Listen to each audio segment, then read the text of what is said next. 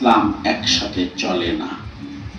রাত আর দিন একসাথে যেমন চলে না, সত্য আর মিথ্যা একসাথে যেমন চলে না, ইসলাম আর জাহিলিয়াত একসাথে চলবে না। ইসলাম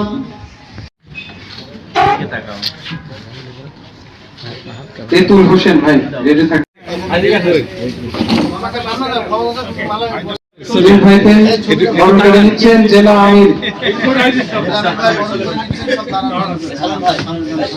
আল্লাহ তাআলা ভাইদেরকে কবুল করুন।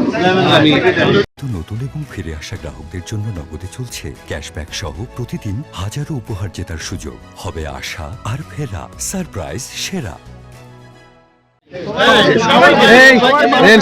ভাই আসেন, সবাইকে দিয়ে দাও।